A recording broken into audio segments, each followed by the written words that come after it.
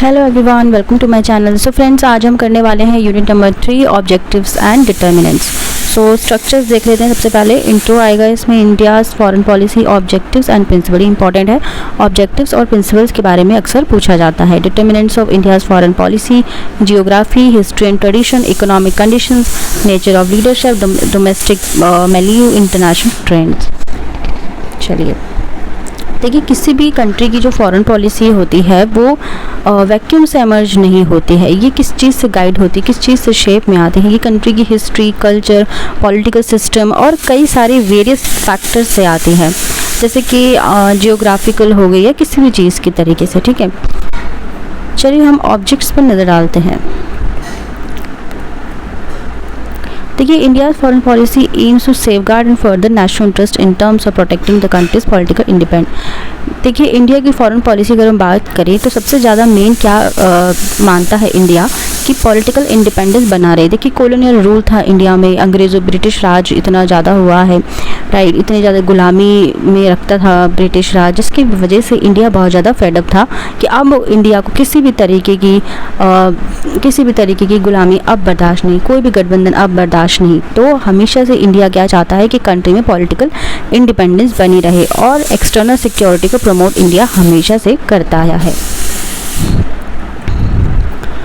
Next है, India हमेशा से फ्रेंडली रिलेशंस के लिए डिज़ायर रहता है सभी कंट्रीज, स्पेशली मेजर कंट्रीज़ की अगर मैं बात करूँ, डेवलप्ड कंट्रीज़ की बात करूँ, साथ ही साथ नेबरहुड के साथ भी, यानी कि पड़ोसी देशों के साथ भी। और हमेशा से इंडिया क्या चाहता है कि किसी भी तरीके के जो डेंजरस वॉर होते हैं इससे दूर रहा जाए। लाइक जैसे कि फर्स्ट वर्ल्ड वॉर हुआ, ये बहुत डेंजरस था। सेकेंड वर्ल्ड वॉर हुआ, ये बहुत ज़्यादा डेंजरस था। तो इस तरीके के वॉर जो है वो कभी भी ना हुए।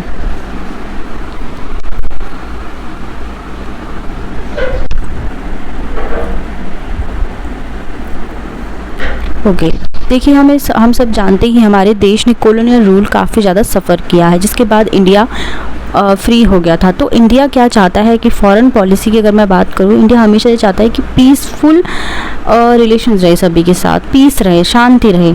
ठीक है, so India foreign policy committed to strive for bringing an end to colonialism everywhere. मतलब किसी भी जगह, किसी भी कंट्री में कॉलोनियलिज्म ना रहे, बिल्कुल भी ना रहे, उपनिवेशवाद बिल्कुल भी ना रहे। हर एक देश जो है वो स्वतंत्र है और अपने हिसाब से वो अपने डिसीजन ले सकता है। तो अफ्रीका और एशिया में जो भी लोग थे, जो भी कंट्रीज़ ऐसी हैं जो फ्रीडम के लिए स्ट्रगल करे थे, इंडिया उन्हें भी हमेशा सपोर्ट करता है।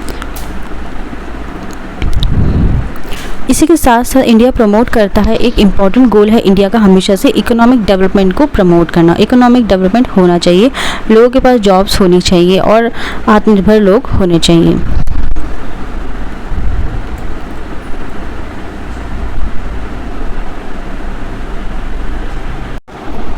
Now determinants of India's foreign policy. देखिए, इंडिया की फॉरेन पॉलिसी के डिटर्मिनेंट्स क्या है। सबसे पहले है जियोग्राफी। देखिए, इंडिया जो है जियोग्राफिकली साइज़ और लोकेशन, बहुत इंडिया की जो जियोग्राफिकल साइज़ और लोकेशन है ये बहुत ही वाइटल रोल प्ले करता है in shaping it's foreign policy. Now India की अगर मैं बात करूँ, ये अपने साइज़ में बहुत बड़ा है। It is the 7th largest in the world with nearly 3 million square kilometres of territory. इसी के साथ साथ इसके नॉर्थ साइड पर इसकी जो बाउंड्रीज़ है वो एसोसिएट होती है वर्ल्ड की फेमस हिमालयन माउंटेन रेंज में। So it has 15,000 kilometre long land boundaries, किसके साथ, पाकिस्तान के साथ, and in the west Bhutan, China and Nepal in the north. इसी के साथ साथ and Bangladesh and Myanmar in the east. Afghanistan and the former Soviet Union are in the immediate vicinity of Jammu and Kashmir. इसी के साथ साथ 7,500 किलोमीटर की कोस्टल लाइन है इंडिया के पास, जो कि इंडियन ओशन के वाटर को टच करती है on 3 sides of it territory. India vast coast line necessities not only a powerful navy but also friendly relations with other naval powers present in the Indian Ocean। ये important points है जो कि highlighted हैं, इन्हें आप pause करके पढ़ सकते हैं। कंट्री की जो लोकेशन है ये भी नोटेबल है, belonging to South Asia. India lies in the earth और in the heart of the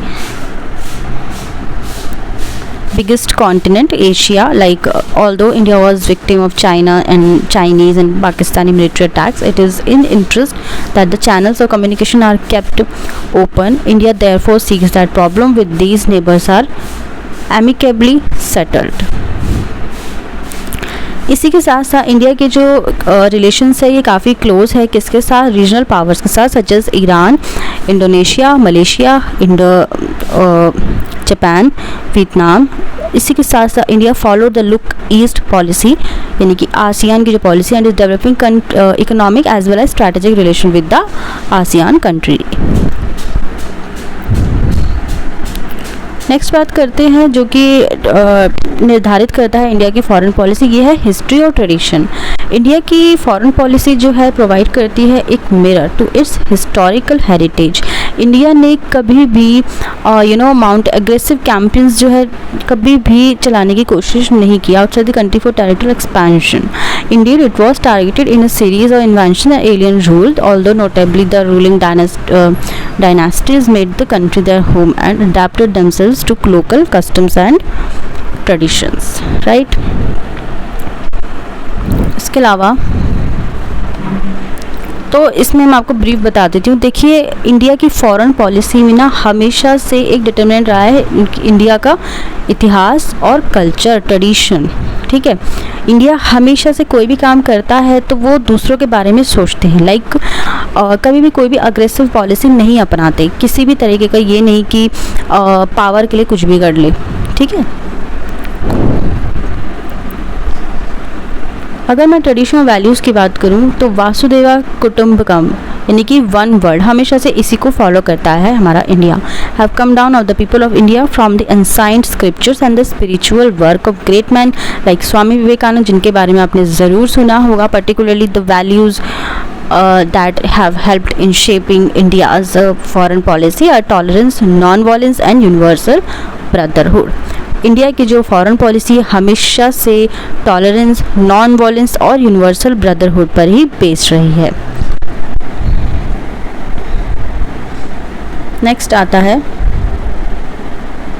economic condition. Okay, so economic condition की अगर बात करें, इंडिया का जब फ्रीडम नहीं हुई थी, यानी कि जब कॉलोनियल रूल था, तब इंडिया की जो इकोनॉमिक कंडीशन थी वो बहुत ख़राब थी, ठीक है, क्योंकि सब कुछ ब्रिटिश राज के हिसाब से चलता था, उन्हीं के हिसाब से हमें काम करना पड़ता था। लेकिन जब हमारा देश आज़ाद हो गया, उसके बाद एक चैलेंज था भारत के लिए कि इकोनॉमिक डेवलपमेंट कैसे किया जाए, किस तरीके से अब लोगों की देखभाल की जाए, किस तरीके से जॉब्स प्रोवाइड की, किस तरीके से एजुकेशन मिले सबको, किस तरीके से रहना बसेरा सबका हो। सो इकोनॉमिक फैक्टर में मेन चीज़ यहाँ पे क्या आती है, इंडिया के पास चैलेंज था अब।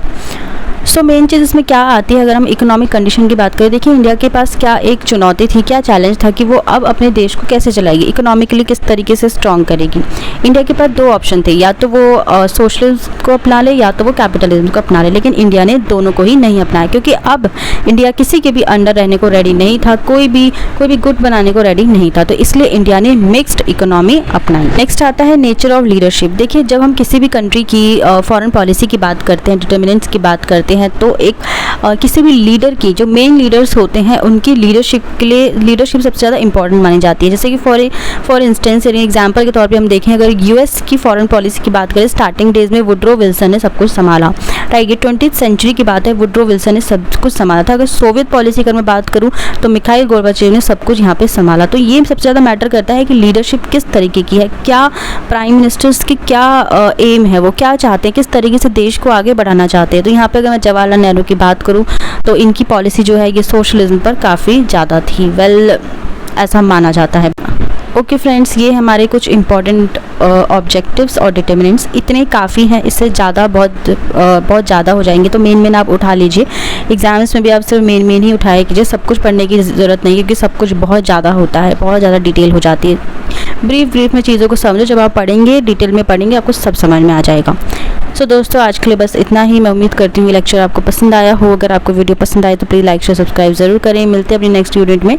Till then bye bye, take care.